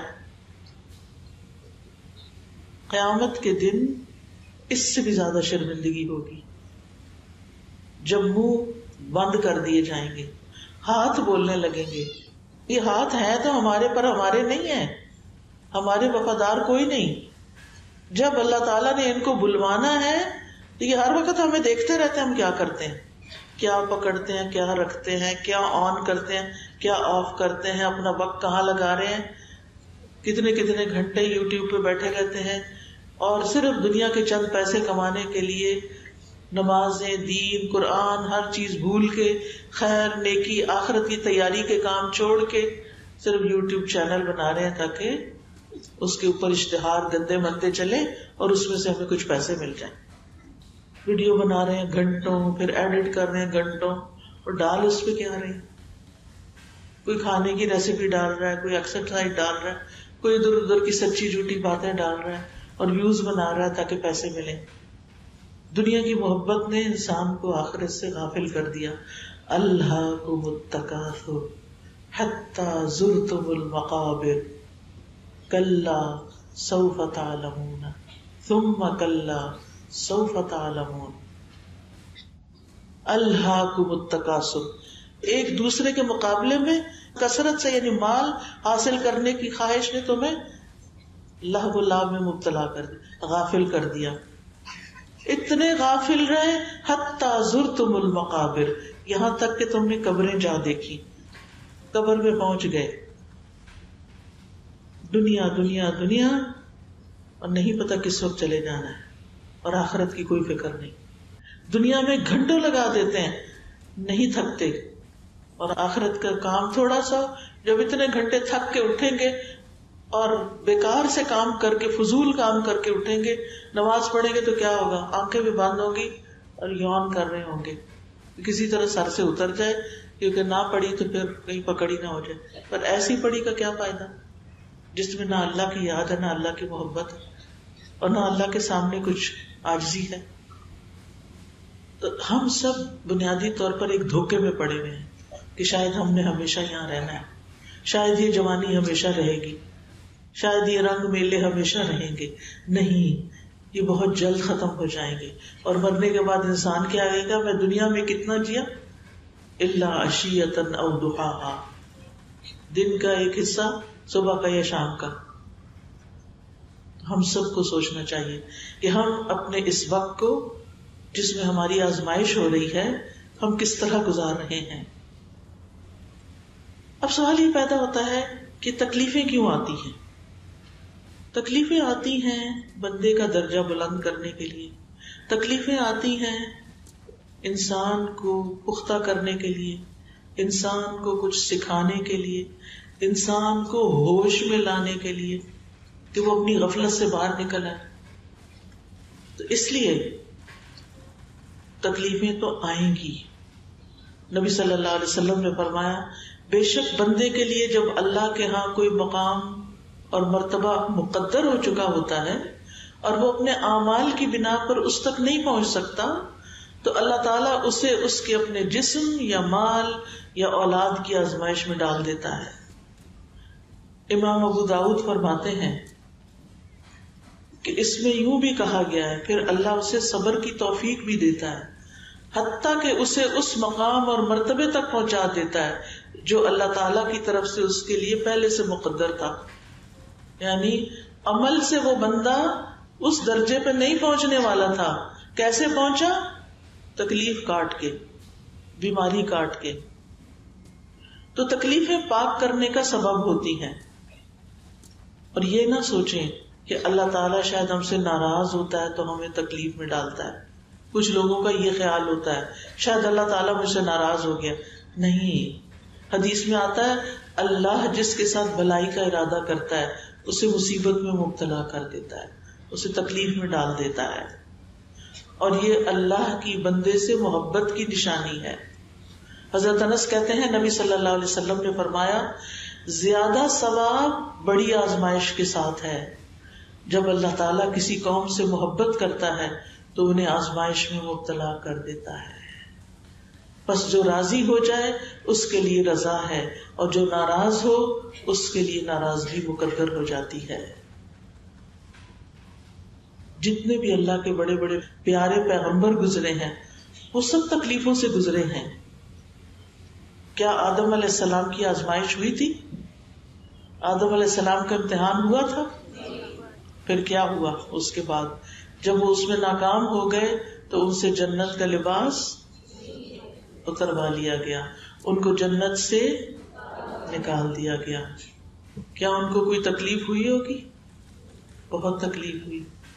پھر انہوں نے اللہ سے معافی مانگی, انہوں نے دعا مانگی. کیا؟ ربنا ظلمنا انفسنا وان لم تغفر لنا وترحمنا لنکونن من الخاسرین. کیا نوح علیہ السلام آزمائش سے گزرے تھے؟ کتنے سال؟ 950 سال. ان کی قوم نے ان کی بات نہیں مانی. پھر کیا ہوا؟ ان پر طوفان آ گیا. فأخذهم الطوفان وهم ظالمون. موسیٰ علیہ السلام کے لیے کوئی آزمائش تھی؟ ایک تھی یا بہت سی تھی؟ بہت سی تھی.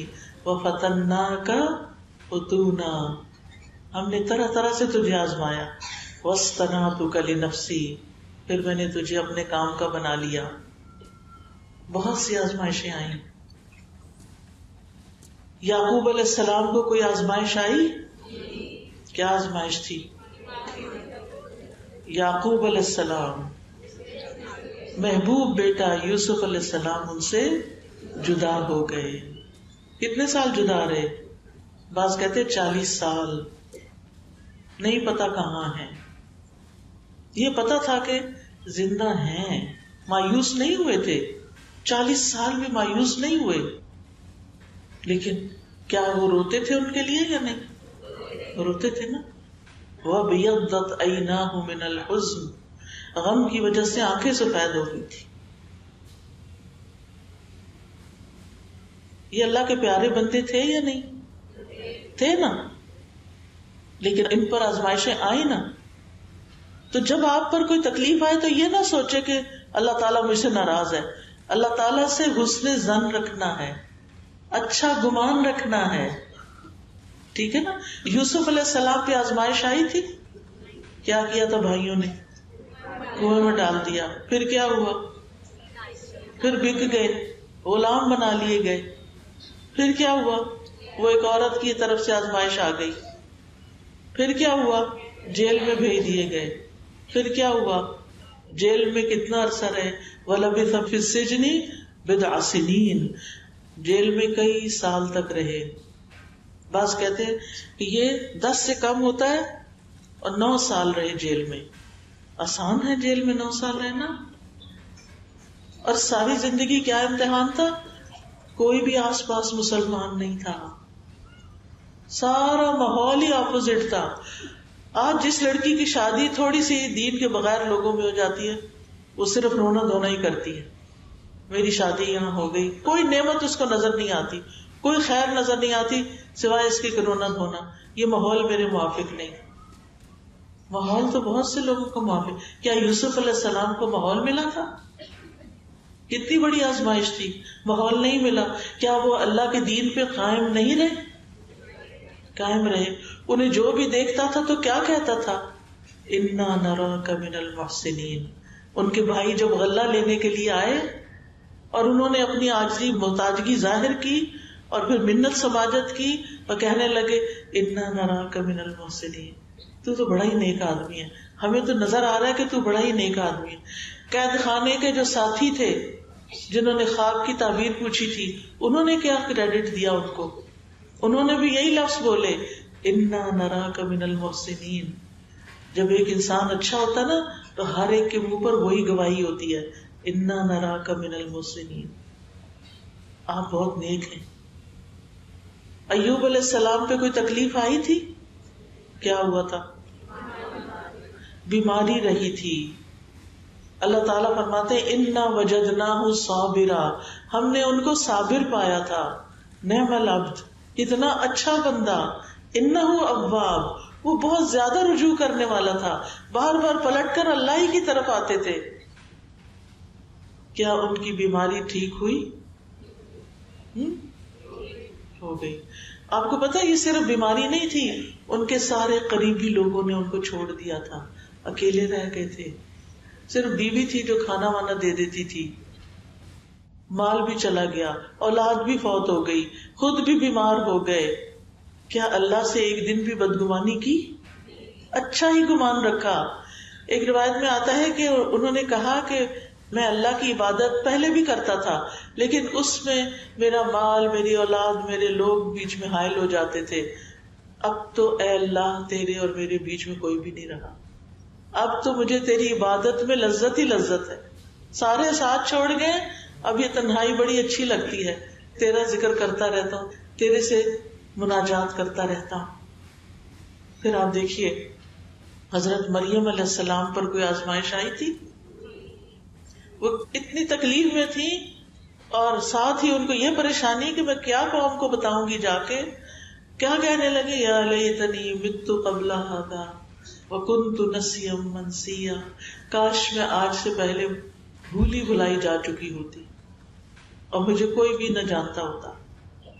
یا لیتنی مت قبل، اس سے پہلے ماری جاتی اور بھول بلا دی جاتی، میں آج ہوتی نہ دنیا میں. حضرت آسیہ پر کوئی آزمائش آئی تھی؟ کیا آزمائش آئی تھی؟ فرعون سختیاں کرتا تھا، ہاتھوں میں اس نے کیل ٹھوک دیے تھے، دیوار کے ساتھ چن دیا تھا کہ باز آ جاؤ دین سے، لیکن وہ باز نہیں آئی. کیا دعا کرتی تھی؟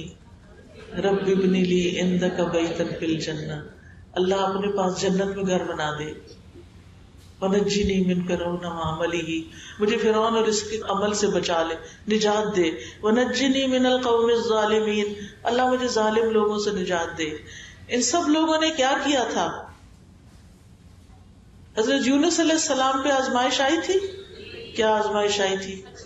مچھلی کے پیٹ میں اندھیروں پر اندھیرا. رات کے وقت کبھی کسی دریا پہ گئے آپ اندھیرے میں؟ سوچیں، بادل آئے ہوئے ہوں، رات ہو اور آپ پانی کے وہ گہرائیوں میں ہو، مچھلی کے پیٹ میں ہو، کتنی خوفناک جگہ. کیا انہوں نے اللہ تعالیٰ کو بلیم کیا تھا کہ آپ نے میرے ساتھ کیا کیا؟ کیا کہا تھا؟ لا الہ الا انت سبحانک انی کنت من الظالمین. اللہ میری اپنی غلطی ہے، آپ ظالم نہیں ہیں، آپ ہر خطا سے پاک ہیں، اللہ سے برا گمان نہیں کیا. تو یاد رکھیے، زندگی میں اگر کوئی تکلیف آئے تو 2 کام لازمی کرنے ہیں. نمبر 1، اللہ سے گمان اچھا رکھنا ہے، شیطان کو اپنے اوپر حاوی نہیں ہونے دینا. نمبر 2، دعائیں کرنی ہے. یہ دعاؤں کا کارڈ اسی لیے بنایا گیا ہے، مشکل آ گئی آسانی کے لیے دعائیں کریں. دعائیں کرنی ہے.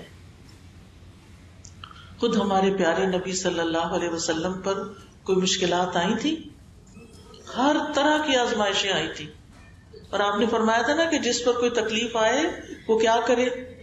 میری تکلیف کو یاد کر لے.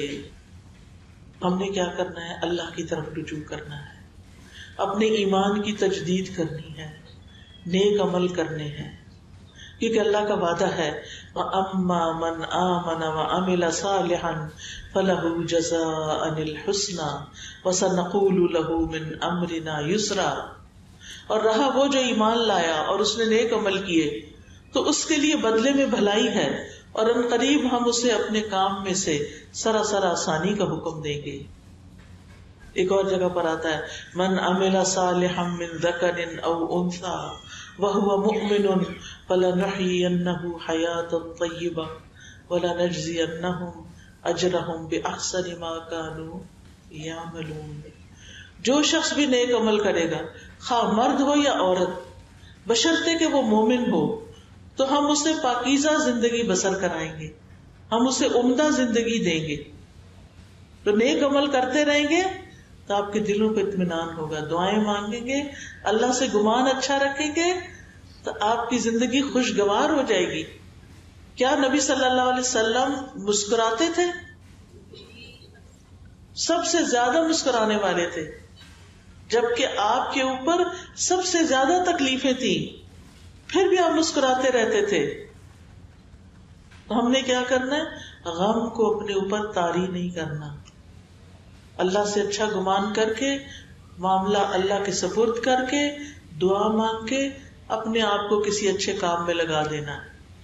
ہر وقت غم کو یاد نہیں کرتے رہنا، اس کا کوئی فائدہ نہیں. اٹھ کے کیا کرنا ہے؟ اللہ کی عبادت اور اطاعت. وَاسْتَعِينُوا بِالصَّبْرِ وَالصَّلَاةِ.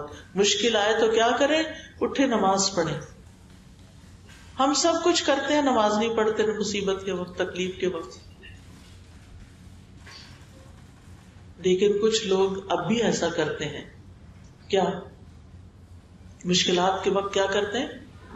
نماز پڑھتے ہیں. میری دادی کے بارے میں بتاتے ہیں بڑے، میں نے تو ان کو نہیں دیکھا، کہ ان کے کئی بچے ہوئے تھے اور کچھ بڑے ہو جاتے تھے، کچھ اور بڑے، کچھ اور پھر فوت ہو جاتے تھے. صرف میرے چچا اور والد جو تھے یہ بچے تھے، اور ایک پھوپھی. وہ کیا کرتی تھی؟ جب کوئی بچہ فوت ہوتا تھا اس کے اوپر کپڑا ڈال دیتی اور خود نماز پڑھنا شروع کر دیتی. لوگ اتنی باتیں بناتے کہ اس کو تو اپنے بچوں کے فوت ہونے کا کوئی غم ہی نہیں. کیا یہ کسی سے پوچھ کے غم لگتا ہے؟ جو بھی کوئی ماں ہے، بچے کو تو چھوٹی سی چوٹ بھی لگ جائے تو ماں کا کیا حال ہوتا ہے. ایک دم لگتا پاؤں سے جان نکل گئی. جو بچہ فوت ہوا ہو اور پاس رکھا ہوا ہو, آپ کسی کا بھی فوت ہوا بچہ دیکھتے ہیں آپ کے دل کو کچھ ہو جاتا ہے. کبھی ڈیڈ بیبی دیکھا, چھوٹا بچہ جو فوت ہوا ہوا, کیسی طبیعت کے اوپر بوجھل ہوتا ہے انسان. نبی صلی اللہ علیہ وسلم کی آنکھوں سے آنسو روا ہو گئے جب ابراہیم فوت ہوئے, آپ کے چھوٹے بیٹے جو حضرت ماریہ قبطیہ سے تھے. تو آپ سوچئے کہ چھوٹے معصوم بچے کو فوت ہوتا دیکھ کر تو نبی صلی اللہ علیہ وسلم کے آنسو بھی گر پڑے. تو یہ آسان نہیں ہوتا.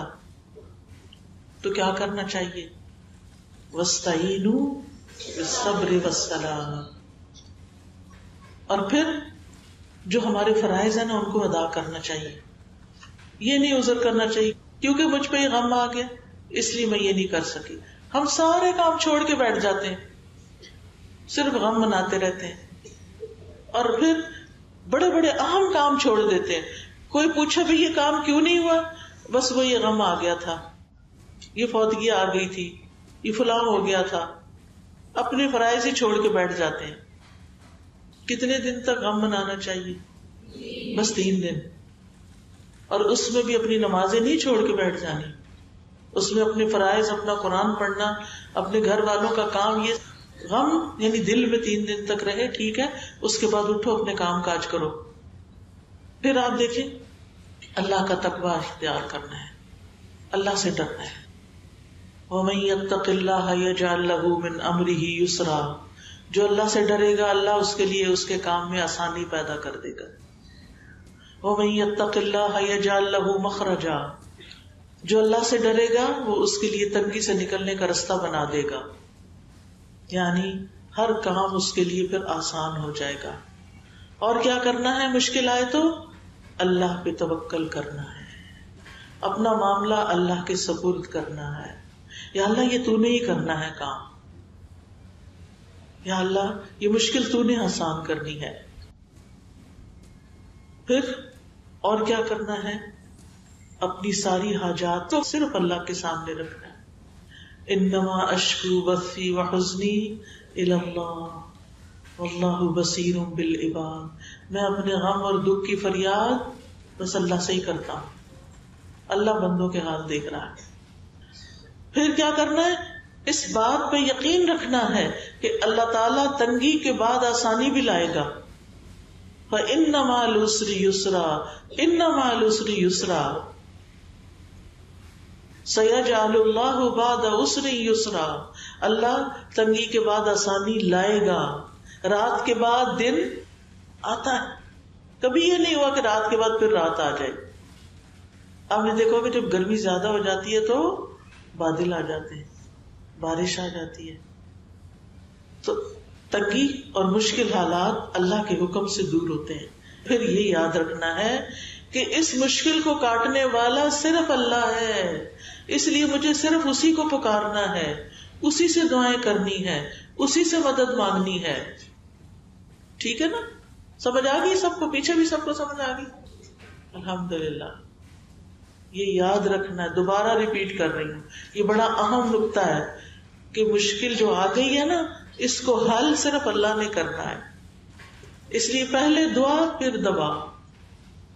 پھر اسی طرح یہ یقین رکھنا ہے کہ آسانی آنے والی ہے, قریب ہے, اور یہ وقت میرا عبادت ہے. تکلیف کا وقت کس کا وقت ہے؟ عبادت کا, اگر اللہ کی رضا میں گزرے. یعنی کشادگی کا انتظار کرتے ہوئے صبر کرنا عظیم الشان عبادت ہے. اور مشکل کے وقت میں اور زیادہ نیکیاں کرنی ہیں. یہ نیکسٹ پوائنٹ ہے. مشکل کے وقت میں کیا کرنا ہے؟ اور نیکیاں زیادہ کرنی ہیں.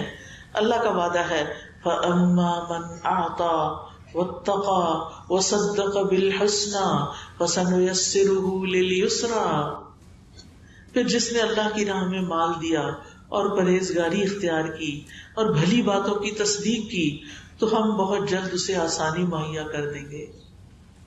پھر سنا دوں آیت, سورۃ اللیل کی آیت ہے. فَأَمَّا مَنْ أَعْطَى, وہ جو دیتا رہتا ہے, صدقہ خیرات بھلائی نیکی خیر دوسروں کے اندر بانٹتا رہتا ہے. واتقى، اور اللہ سے ڈرتا ہے، غرور میں مبتلا نہیں ہوتا کہ اہلکت مالا لبدا، میں نے ڈھیروں مال خرچ کر دیا ہے. کوئی غرور نہیں، کوئی فخر نہیں، بلکہ کیا کرتا ہے، دے کے بھی اللہ سے ڈرتا ہے. وصدق بالحسنى، اور بھلی باتوں کی تصدیق کرتا ہے، نیکی کا کوئی کام سامنے آئے تو کر کے دکھاتا ہے. فسنيسره لليسرى، تو ہم بہت جلد اسے آسانی مہیا کر دیں گے. جو یہ کرے گا، ایسے کام کرے گا، اس کے لیے ہم زندگی میں کیا کریں گے، آسانی پیدا کر دیں گے. بعض مفسرین کہتے تھے ہم قرآن پڑھنے میں مشغول ہوئے تو ہمیں دنیا میں برکات اور خیرات نے ڈھانپ لیا. کل ہی ہماری ایک ساتھی بتا رہی تھی کہ ان کے چچا، ان کی پھپھو، ان سب کی عمریں 80 سال سے اوپر، کوئی 85 کوئی 90 میں جا کے فوت ہو. 2 کام ان کے بڑے اہم تھے، ایک رشتہ داروں کے ساتھ اچھا سلوک، صلہ رحمی، اور دوسرے قرآن بہت پڑھتے تھے. جب جاؤ اپنا قرآن پڑھ رہے ہیں، اور جو پینشن آتی یا جو بھی ان کے پاس مال ہوتا وہ باندھا ہوا ہوتا، سب رشتہ داروں میں تقسیم کر کے 500 روپے اپنی جیب میں رکھتے. بس 1 لاکھ 1.5 لاکھ پینشن تھی ان کی، بڑے بڑے عہدوں پہ رہے. تو لمبی عمر نیکیوں کے ساتھ انسان کے لیے بڑے فائدے کی ہے. لیکن یہ نعمتیں ایسے ہی نہیں مل جاتی، ان کے لیے قربانی کرنی پڑتی ہے. فَأَمَّا مَنْ أَعْطَى، وہ جو دیتا جاتا ہے، وَاتَّقَى، اور اللہ سے بھی ڈر کے نیک کام کرتا ہے اور برے کام چھوڑ دیتا ہے، تو پھر اللہ تعالیٰ اس کے ساتھ بھلائی کا ارادہ کرتا ہے، کیونکہ وہ بھی بھلائی کی تصدیق کرتا ہے. فَسَنُيَسِّرُهُ لِلْيُسْرَى، آسانیاں چاہتے ہیں، آسانیاں بانٹیں. اپنے لیے آسانی چاہتے ہیں، دوسروں کو آسانی دیں، دوسروں کی مشکلات آسان کریں، دوسروں کے ساتھ خیر خواہی کریں، دوسروں کے ساتھ اچھا سلوک کریں. جو اپنے لیے چاہیں وہی دوسرے کے لیے چاہیں، جو اپنے لیے چاہیں وہی دوسرے کے لیے. جو چیز آپ کو اپنے گھر میں تکلیف دیتی ہے وہ دوسرے کے گھر میں جا کے مت کریں. ایسے کام نہ کریں کہ جس سے دوسروں کو اذیت ہو. مثال کے طور پر اگر کوئی آپ کے گھر میں مہمان آیا اور وہ آپ کی فریج کھول کے کھڑا ہو جائے، وہ آپ کی ہنڈیا سے خود ہی کچھ ڈال کے کھانا پینا شروع کر دے، آپ کو کیسا لگے گا کہ اس نے بتایا ہی نہیں، پوچھا ہی نہیں یہ کیا کر رہا ہے؟ تو پھر آپ کسی کے گھر جا کے یہ نہ کریں. جو عادتیں آپ کو کسی کی اچھی نہیں لگتی وہ آپ کسی اور کے ساتھ بھی مت کریں. پھر یہ کہ ہمت کریں اور صبر کریں، ہمت اور صبر کے ساتھ مشکلات کا مقابلہ کریں. اللہ تعالیٰ فرماتے ہیں وَاصْبِرْ عَلَىٰ مَا أَصَابَكَ إِنَّ ذَلِكَ مِنْ عَزْمِ الْأُمُورِ، جو مصیبت تمہیں پہنچے اس پہ صبر کرنا ہے، یہ بڑی ہمت کے کاموں میں سے ہے. اور پھر صبر کے نتیجے میں تکلیفیں دور ہوتی ہیں. معاملات اگر آسان نہ ہو رہے ہوں تو مایوس نہیں ہونا، اور انتظار کرنا ہے، تھوڑا سا اور انتظار، تھوڑا سا اور انتظار. پھر نیکسٹ پوائنٹ ہے مشکلات میں جزا فضا نہیں کرنی، حال دعائی نہیں مچانی، گھر والوں کو، آس پاس کے لوگوں کو پریشان نہیں کرنا. پھر اللہ کی طرف سے آئی ہوئی آزمائش کا شکوہ لوگوں سے نہیں کرنا. سمجھ آئی؟ یہ نہیں کہ جو آئے اسے کہ آج تو پتہ نہیں کیا ہوا، آج سر درد ہو گیا، 10 لوگوں کو کہہ کے ان کو بھی سر درد کرا دو. اگر ہو گئی ہے، کسی کو پتا ہے کہ علاج کیا ہے تو ٹھیک ہے آپ بتا دیں، لیکن ہر ایک کو، کچھ لوگوں کے پاس بیٹھے نا وہ اپنی بیماریوں کی اتنی ڈیٹیل بتانے لگ جاتے کہ دل گھبرا جاتا ہے. نہ تو ہم ڈاکٹر ہیں اور نہ ہی ہمیں اس کا کوئی علاج پتا، اب اتنی تفصیل کیوں بتا رہے ہیں؟ تو دوسروں کو تنگی ہوتی ہے، دوسروں کا وقت ضائع ہوتا ہے. اس کو بتائیں جو آپ کے لیے کچھ کرے، وہ ڈاکٹر ہو، وہ کوئی حکیم ہو، وہ کوئی تھراپسٹ ہو، اس کو تو آپ بتائیں. لیکن جس نے کچھ کرنا نہیں اسے کیوں بتا رہے ہیں؟ تو بندوں کے آگے رونا نہیں رونا. کس کے آگے رونا ہے؟ صرف اللہ کے آگے. پھر دعاؤں کی کثرت، دعاؤں کی کثرت، ذکر کی کثرت. ابن قیم کہتے ہیں اللہ کا ذکر مشکل کو آسان کر دیتا ہے، تنگی کو آسان بنا دیتا ہے، مشقتوں کو کم کر دیتا ہے. جب بھی کسی مشکل پر اللہ کا نام لیا جاتا ہے وہ آسان ہو جاتی ہے. جب کسی مشقت پہ اللہ کا ذکر کیا جاتا ہے وہ آسان ہو جاتی ہے. کسی سختی پہ اللہ کا ذکر کیا جاتا ہے وہ زائل ہو جاتی ہے. کسی تکلیف پہ اللہ کا ذکر کیا جاتا ہے وہ ختم ہو جاتی ہے. اللہ کا ذکر کرنا غم اور پریشانی کو دور کرنے کا ذریعہ ہے. اور دعاؤں میں خاص طور پر استغفار. اللہ تعالیٰ فرماتے ہیں لولا تستغفرون اللہ لعلکم ترحمون. تم اللہ سے استغفار کیوں نہیں کرتے کہ تم پہ رحم کیا جائے. اگر ہم چاہتے ہیں نا اللہ تعالیٰ ہم پہ رحم فرمائے تو کیا کریں؟ استغفار کی کثرت. استغفر اللہ استغفر اللہ استغفر، کم از کم 100 دفعہ دن میں. پھر اللہم اغفر لی، پھر اللہم اغفر لی ذنبی کلہ دقہ وجلہ آخر تک. مشکلات سے آسانی میں استغفار بڑے فائدے کا ہے. اور پھر اس کے بعد آپ یہ کارڈ اٹھا لیجئے اور اس کو پڑھنا شروع کر دیں ایک ایک دعا کو سمجھ کے. اور اس میں آپ دیکھیے جیسے رب اشرح لی صدری ویسر لی امری. کوئی کام مشکل اٹک جائے تو کیا کریں؟ صرف اتنا پڑھتے جائیں ویسر لی امری ویسر لی امری ویسر لی امری. جہاں مشکل آ جائے ویسر لی امری. پھر اللہم لا سہل الا ما جعلتہ سہلا وانت تجعل الحزن اذا شئت سہلا. اور پھر ربنا آتنا من لدنک رحمہ وہیئ لنا من امرنا رشدا. یہ کہف والوں کی، غار والوں کی دعا ہے. کچھ نوجوان مسلمان تھے، ان کے ملک کا بادشاہ جو تھا وہ بت پرست تھا اور لوگوں کو بت پرستی پہ مجبور کرتا تھا.